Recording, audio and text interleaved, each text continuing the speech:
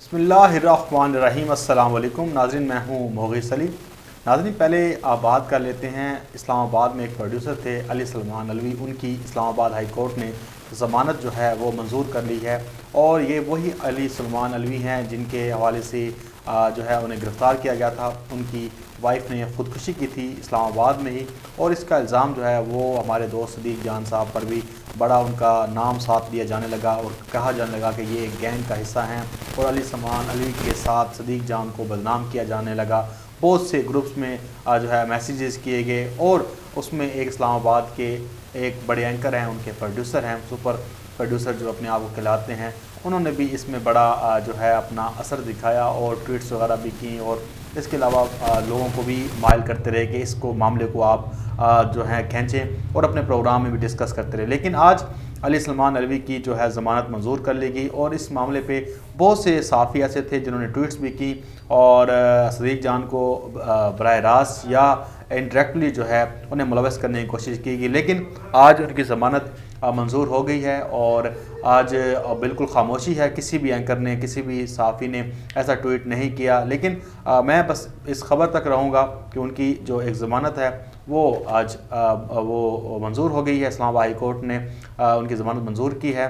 बाकी आप सब बेहतर समझते हैं कि देखें, किसी के साथ अगर आप ज़्यादती करने की कोशिश करते हैं तो अल्लाह ताला सबसे बड़ा जो है वो सबब बनाता है कि आपकी बेगुनाही को साबित करे। और शुक्र है कि सदीक़ जान के मामले में कोई ऐसे ना तो किसी के पास सबूत थे और ना ही कोई ऐसी बात थी कि उन्हें जो है डायरेक्टली मुलव्वस किया जाता रहा, लेकिन किरदार कशी करते रहे लोग। लेकिन अब देखें कि अब मामला जो जिसके ऊपर इल्ज़ामात लगा रहे थे, अब वो मामला संभल गया और आज उसकी ज़मानत भी मंजूर हो गई है। लेकिन ये लोग माफ़ी नहीं मांगेंगे। लेकिन इज़्ज़त अल्लाह ताला देने वाला है और अल्लाह ताला इज़्ज़त लेता है, इसके अलावा इंसानों की बस की बात तो है नहीं। और आज ये एक अहम तरीन ख़बर थी, वो मैंने आपके साथ पहले शेयर कर दी। लेकिन अभी हम आते हैं आज के व्लॉग की जानिब, जो अहम तरीन है। आज एहतसाब अदालत में मरीम नवाज़ अचानक पहुँची और पहले मीडिया को इसके बारे में आगाह नहीं किया गया और बिल्कुल खामोशी थी। यही बात चल रही थी कि शहबाज शरीफ और हमदा शहबाज को अदालत में लाया जाएगा। लेकिन अचानक मुस्लिम लीग नून के जो एक रहनुमा है अताउल्लाह तारर, उन्होंने मीडिया को एक मैसेज भेजा। उन्होंने कहा कि आज मरीम नवाज़ जो है वो इज़हार यकजहती के लिए एहतसाब अदालत में आएंगी।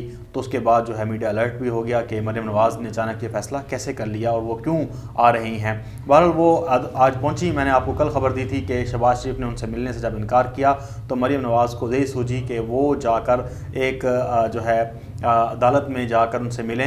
एक तो शहबाज शरीफ और हमजा शहबाज के साथ इज़हार यकजहती भी हो जाएगा और एक पैगाम भी चला जाएगा कि मैं और हम जो तीनों लोग हैं एक ही पेज पर हैं। उन्होंने फिर आज देखें कि कभी भी ऐसा नहीं हुआ कि हमजा शहबाज को उन्होंने बड़ी ज़बरदस्त किस्म की जप्फी डाली। और मुझे इससे कोई गर्ज़ नहीं है, वो आपस में कज़न हैं, आपस में रिश्तेदार हैं। अगर जप्फी डालनी है डालें, ना डालें, उनका अपना मामला है, ऐसी कोई बात नहीं है। हमारे रिश्ते भी बहुत सारे पाकीज़ा होते हैं। लेकिन जो है असल हम ख़बर पे आते हैं, वो उन्होंने आज ज़बरदस्त किस्म की जप्फी डाली और फिर उस जप्फी को जो है वो कैश कराने की कोशिश की गई। इसके ऊपर मुझे थोड़ा सा एतराज़ था कि उसके बाद गले लगी वो शहबाज शरीफ के और फिर वो दरमियान में बैठ गई मरीम नवाज़। लेकिन इस जप्फी को बहुत से मुस्लिम लीग नून के जो एक्टिविस्ट हैं उन्होंने ट्वीट्स करना शुरू किया और ये एक राग अलापना शुरू कर दिया कि मुस्लिम लीग नून एक है, मुस्लिम लीग नून एक है, देखें कितना प्यार है। तो उस प्यार को दिखाने के लिए ये इतनी ज़बरदस्त किस्म की जप्फी डाली गई और उसके बाद जो है उसको वायरल किया गया। फिर हामिद मीर साहब ने जी ट्वीट किया और तर्जमानी का पूरा हक अदा किया। आपको पता है कि मुस्लिम लीग नून की जब भी तर्जमानी की बात आती है तो सबसे बड़े जो वकील होते हैं वो हामिद मीर बनकर सामने आते हैं। उन्होंने फिर ललकारा, उन्होंने कहा कि वो किधर के लोग जो कहते थे कि शीन लीग निकल रही है नून लीग से, वो शीन लीग निकल रही है, आज देखो कि शीन लीग नहीं निकली, मुस्लिम लीग नून मीम सब एक हैं। तो हामिद मीर साहब ने बड़ी ज़बरदस्त किस्म की वकालत की। हमें पता है कि ये वकालत करते रहते हैं, लेकिन हम भी इनकी वकालत को दाद देते हैं कि इंसान की एक हद होती है किसी की वकालत करने में। लेकिन हामिद मीर साहब ने क्या इज़्ज़त पाई है, क्या उन्होंने जज्बा पाया है, क्या उनकी इस्तकामत है कि वो अभी तक भी इस पार्टी की वकालत कर रहे हैं। तो कोई बात नहीं है, हमें पता है कि आपके कितने मफादात हैं, आपके दोस्त हैं मुस्लिम लीग नून में, آپ کے پیپلز پارٹی میں دوست ہیں، آپ کی پرانی یاریاں ہیں، تو یاریاں توڑی نہیں جاتی، ان کو نبھایا جاتا ہے۔ تو آپ جو ہے ملکی مفاد کے معاملے پر، کرپشن کے معاملے پر اور دوسرے سب سمجھوتے کر کے اپنے دوستیں نبھا رہے ہیں۔ ایسے ہوتا ہے، آپ اپنے دوست کے خلاف بات نہیں کرتے، آپ کو پتہ ہوتا ہے کہ یار میں اس کے خلاف بات کروں گا تو میرے سے تعلق ٹوٹ جائے گا، بڑے آپ نے مفادات اٹھائے ہوتے ہیں، پھر آپ کو پارٹی لیڈرز جو ہیں وہ نواز رہے ہوتے ہیں، تو آپ نے ان کی وکالت ہی کرنی ہوتی ہے۔ لیکن اب حامد میر صاحب کو یہ وکالت کرنے کی کیا ضرورت پڑی کہ مسلم لیگ نون سے شین نکل رہی ہے یا میم نکل رہی ہے؟ کیا معاملہ ہے؟ یہ تو ترجمانی کرنی ہے ہمارے مورخین نے، یہ ترجمانی کرنی ہے شاہد خاقان عباسی نے، احسن اقبال نے اور ان کے دیگر جو پارٹی رہنما ہیں، یا مریم نواز خود آ کر بات کرے تو ٹھیک ہے، ہم مان لیں کہ وہ اپنی جماعت کو ڈیفینڈ کر رہے ہیں، ہم اس کو کہیں گے ٹھیک ہے کہ یار ایک ان کی پارٹی کا موقف ہے، وہ اپنے آپ کو ڈیفینڈ کر رہے ہیں، اپنے آپ کا ایک اپنا موقف دے رہے ہیں، تو ٹھیک ہے۔ لیکن حامد میر صاحب اس طرح سے پورٹریٹ کر رہے ہیں کہ جیسے وہ جو کہہ رہے ہیں کہ یہ جماعت کبھی نہیں ٹوٹ سکتی، وہ اس طرح کے دعوے کرتے ہوئے نظر آ رہے تھے۔ لیکن اب دیکھیں کہ جب یہ ان کی ملاقات شہباز شریف اور مریم نواز کی نہیں ہوئی تو مریم نواز نے آ کے اس کو ملاقات کو ہائی جیک کیا، اس کو انہوں نے اپنی سوشل میڈیا ٹیم کو کہا کہ اس کو فل ٹائم اس کو جو ہے اپنے جو ہے وائرل کرنا ہے، اور اس وائرل کرنے کے ساتھ ساتھ جو ہے وہ سارا پھر آپ کو پتہ ہے کہ ان کی اس وائرل کرنے سے، ان چیزوں سے لوگوں کو یہ تو نہیں گمان ہوگا یا یہ چیز تو ثابت نہیں ہوگی کہ یہ پارٹی ایک ہے یا اس کے اندر دھڑالے نہیں ہیں یا ان کے اندر موقف نہیں ہے، تو سب لوگ مانتے ہیں کہ ان کے اندر 2-3 موقف ہیں، اور وہ جو آپس میں بنتی نہیں ہیں۔ نواز شریف کا بیانیہ اور ہے، شہباز شریف کا بیانیہ اور ہے، تو یہ سارا کچھ ہمیں نظر آ رہا ہوتا ہے۔ تو آج وہ ہمیں اجزا وزارت میں بھی نظر آیا۔